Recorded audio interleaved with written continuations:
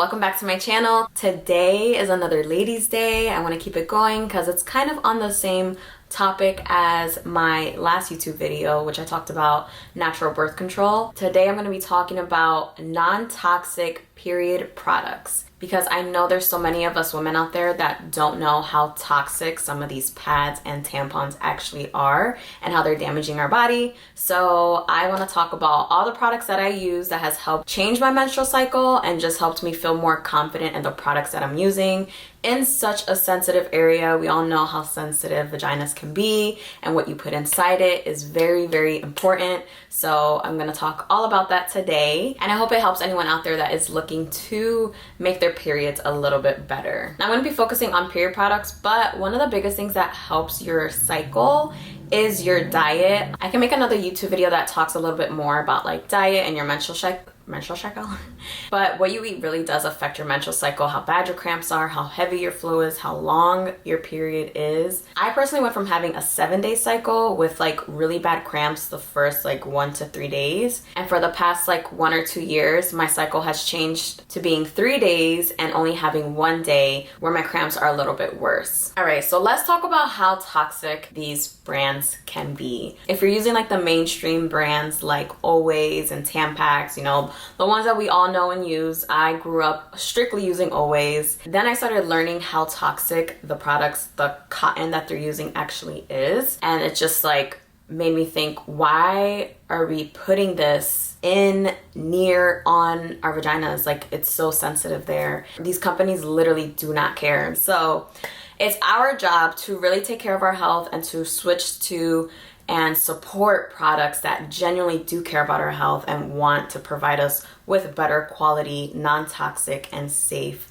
products. So just like a quick explanation on why these brands aren't the best for you. So a lot of the traditional brands are using chemicals like chlorine bleach, pesticides, dioxins, fragrance, and these are all toxic chemicals for us that are linked to cancer, reproductive issues, infertility, endocrine disruption, birth defects, so many health problems. And a lot of women are noticing that when they switch off of these products, their cramps have gotten better, their period cycle has gotten better, their flow has gotten lighter. So if you think about it, depending how old you are, you have been using these toxic products since probably like 14, 13, 12, depending when you got your period and depending how old you are. I got mine at like 14, I'm 27 now. So that is 13 years of possibly continuously every month using these toxic products. All of those chemicals are going into our body constantly and they're staying there. And it's hard for our body to detox from them. And that is why there are so many health effects when it comes to these products. So I strongly suggest staying away from these products and switching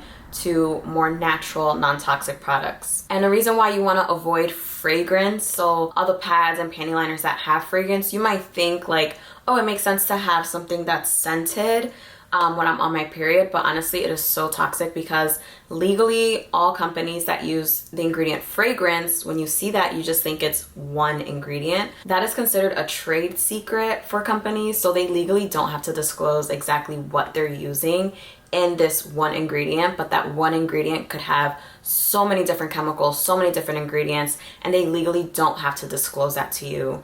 And it could be ingredients that you're allergic to, that's harmful for you, and you just don't even know it.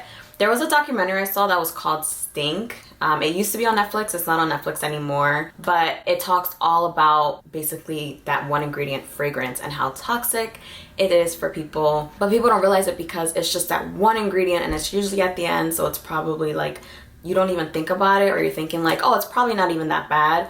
But that one ingredient could just have so many other ingredients in it and you will never know unless they disclose it, which they most likely won't ever. You also want to avoid products that have synthetic materials because cotton is heavily sprayed with pesticides. So if it's not 100% organic cotton, I would stay away from it. So remember, you want to avoid synthetic materials, fragrance, pesticides, chlorine bleach, dioxins, all those toxic chemicals, and a lot of these products and chemicals are actually linked to TSS, which is toxic shock syndrome, which can be very deadly to us. And you know, we just want to take care of our bodies and our vaginas the right way because it's our bodies and we are in control of what we're putting in it, and F these companies that don't care. All right, so I'm gonna show you all the non-toxic period products that I use and that's changed my life. You can try different ones, try different things and see what works for you, and try to have an open mind. I know most of us have been using pads and tampons our entire lives,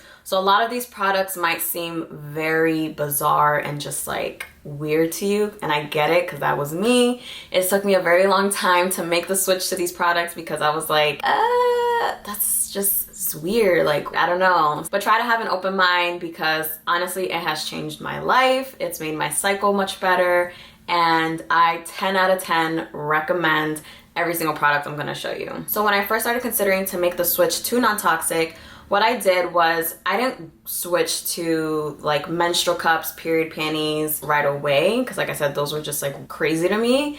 I actually switched to 100% organic cotton pads, tampons, and liners. So if you're not comfortable with cups and menstrual panties just yet, you could make the switch to 100% organic cotton. There's so many brands out there. Target sells it, CVS sells them, probably Walmart, and all like the health food stores. You can try brands like Cora, 7th Generation, Natracare, Lola, Rael or Rail, I don't know how to pronounce it, and the Dot. I think Target sells that one for sure. Those are all really good 100% organic cotton products if you're not ready to make the step to the menstrual cups and the period panties. I felt comfortable using the organic brands, but I wanted to reduce my waste. So the first non-toxic, waste-free period product that I tried were menstrual cups. I actually have 3 because I was trying different ones to see which one really worked for me, because there's so many menstrual cups, which is amazing, but all of our bodies are different, so every menstrual cup could fit different inside of you depending on where your cervix lies, if you've given birth, if you're a young teenager or you're a young adult, whatever the case may be. There's just so many menstrual cups and they're all very different, yet also very the same.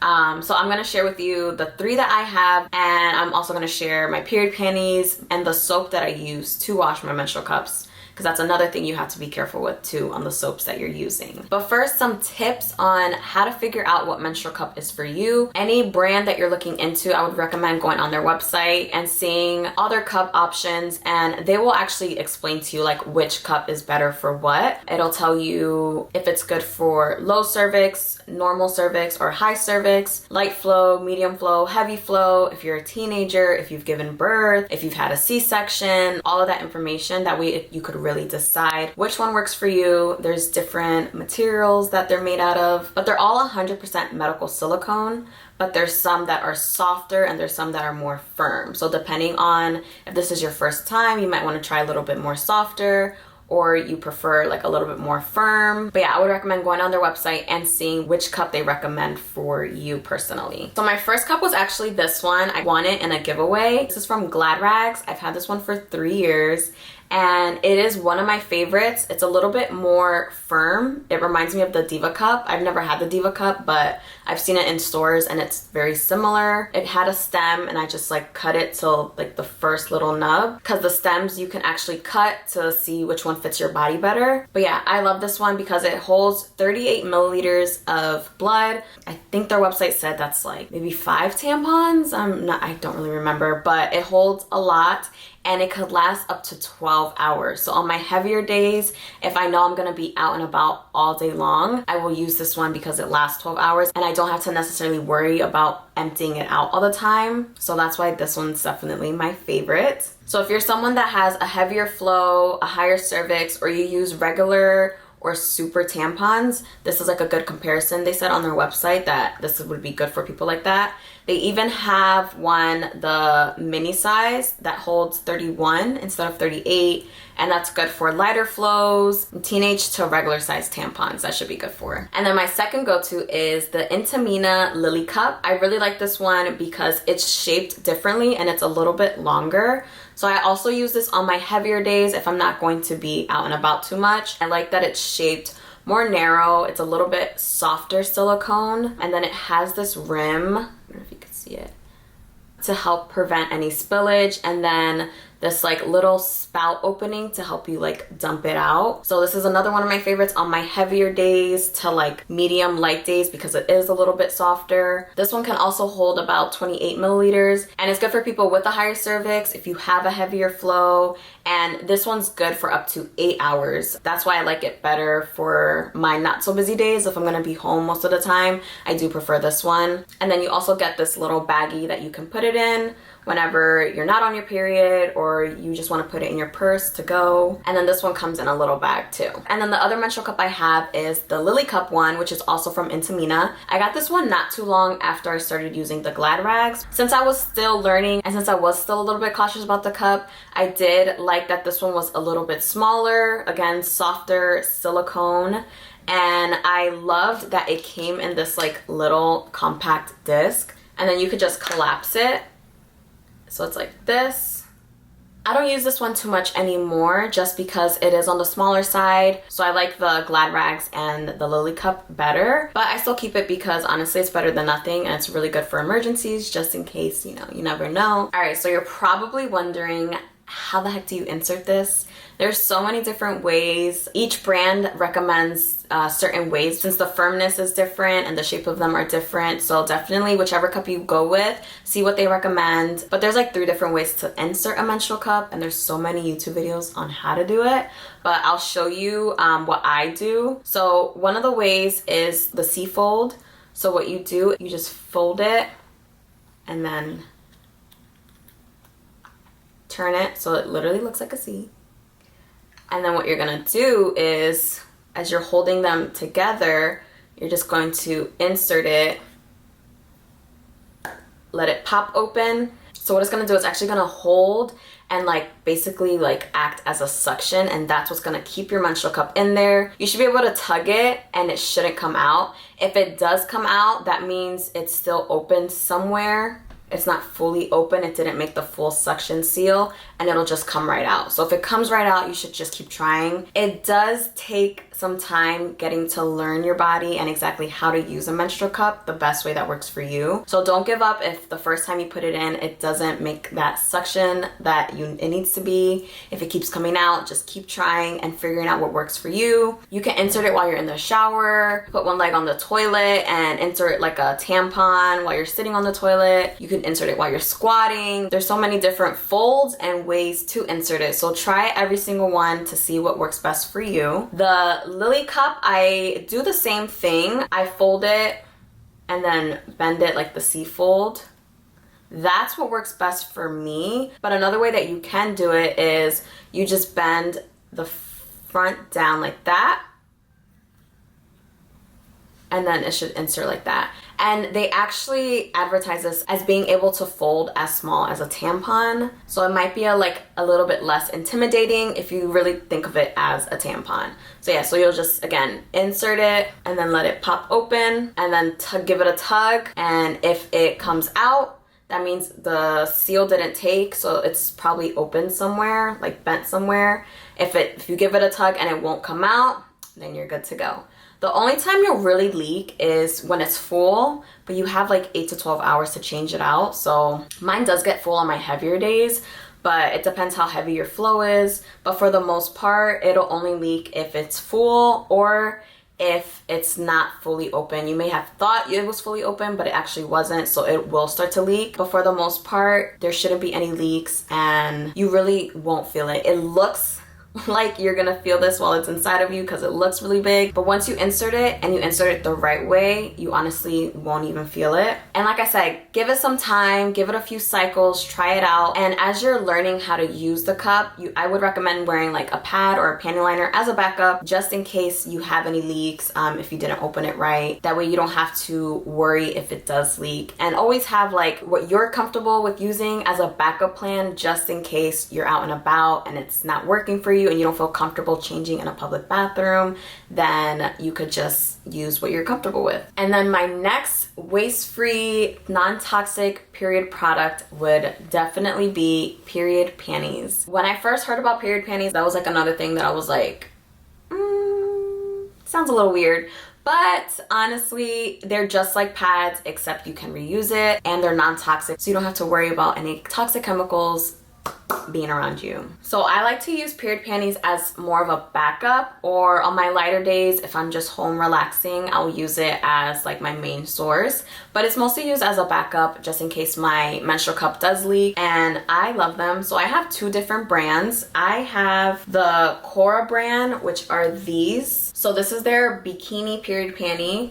And then right in the lining is what they call the gusset. So all of this right here is what holds the period, and this holds 3 to 4 tampons. Like I said, I use this as a backup, so it's more like a panty liner for me. But these are really good. They're comfortable. They're nice and snug. Now I wanted bikini period panties for my heavier days, something to make me feel more protected and snug. But when I'm out and about, I also wanted a period panty that was more like a thong. So I actually got this thong bikini from NYX, and it's still a period panty. It holds about 1 tablespoon of blood or 1 teaspoon of blood. Like I said, I just use this as a panty liner, so it's more of a backup. I never just full bleed into them. I really love these. I need to buy more, but yeah, all of this absorbs the blood, the sweat, like everything. They're super comfortable and soft. I really love both of these depending on what I'm doing that day. If I'm home, if I'm going out, if I'm in the mood to wear a thong, if I'm in the mood to wear bikini panties. So having a menstrual cup is like having a tampon times 10, plus period panties is like having a pad times 10. Both non-toxic, both safe for you, both amazing. And some of the pros of buying a menstrual cup and period panties, the biggest pro for me is you save so much money. When you're using reusable products, you don't have to keep buying pads, you don't have to keep buying tampons. You just buy this one menstrual cup. I've had this one for 3 years. A lot of them could last up to 10 years, 7 years, really just depends how well you take care of it. But you just buy this one menstrual cup and you don't have to buy another one again. I have 3, but this one I wanted to give away, and the other 2 I was just testing it out. But yeah, if you find one menstrual cup that really works for you, you pretty much don't have to buy another menstrual cup for years. And then the same thing for period panties. They're reusable, they're washable, so you don't have to keep buying pads and panty liners. It's been a while, so I don't remember how often I used to buy them, but I know I saved so much money. So it's a great way to save money. It's a great way to switch to non-toxic, especially in such a sensitive area for us. And like I said, menstrual cups are like tampons times 10, times 100, honestly. You could wear a menstrual cup while you sleep. You could wear a menstrual cup while you're swimming, you go to the gym, you're running errands, whatever it is, you could use it. And they're made out of 100% medical grade silicone, and they're not linked to TSS. So you can leave it in for up to 8 to 12 hours. Just make sure you take it out, and you don't have to worry about possibly getting TSS, which was always like a fear of mine when I was using tampons. So if that's a fear of yours, if you switch to menstrual cups, you could feel safe in knowing that it isn't linked to TSS. Now, some of the cons of menstrual cups and period panties, honestly for me, there's not a lot. The only con I would say is that it just takes some time getting used to, and there's a learning curve. It might take a few cycles for you to learn how to put a menstrual cup in, what works best for you, what position works best for you, what menstrual cup works best for you. You might buy one and it doesn't feel comfortable, it doesn't fit, so you might have to buy another one. But once you find the one that works for you, to me, there's no other con except for you just have to learn and figure it out. And then a product I use to clean my menstrual cup, you can use the body soap that you use, but if it is scented and if it does have fragrance, I would suggest not using it. Since you are using it to wash your cup and then you're gonna insert the cup inside of you, I just stay away from using my body soap since it usually is scented with like an essential oil. But I got this soap from Cora. It's their Cup Cleanse, and I really liked it because of the ingredients it has. A lot of other cup cleansers that I saw had fragrance in them, and I just wanted to avoid that. So this is literally oil and residue-free gel with natural, non-irritating ingredients made for cleansing. It has cucumber extract, lemon extract, and witch hazel, but it has no sulfates, no parabens, fragrance, or dyes. So that is why I bought this. I've had this for like months. You literally only use a little bit and it's lasted me so long. So that's how I clean it in between my cycle. When I take it out, I wash it. But then another way you can cleanse them is by boiling them in hot water for 3 to 5 minutes before your cycle. That way it's nice and sterilized. And then I use the soap in between the days to wash it. And then I store it away for my next cycle. So that's all the non-toxic and waste-free products that I use for my period, and I hope to help you in doing more research and figuring out what's going to work for you if you do want to make that switch and get away from the toxic products. If this did help, feel free to like this video and subscribe to my channel if you haven't already, and leave a comment if you do use any of these products or any other non-toxic waste-free products that you use that I didn't mention, and see if this could possibly help your cycle change for the better the more that you use it and the more that you switch away from the toxic brand. And like I said, also diet is important. But yeah, so feel free to like this video if you did find it helpful, and subscribe to my channel if you haven't already, and I will see y'all in my next video. Peace.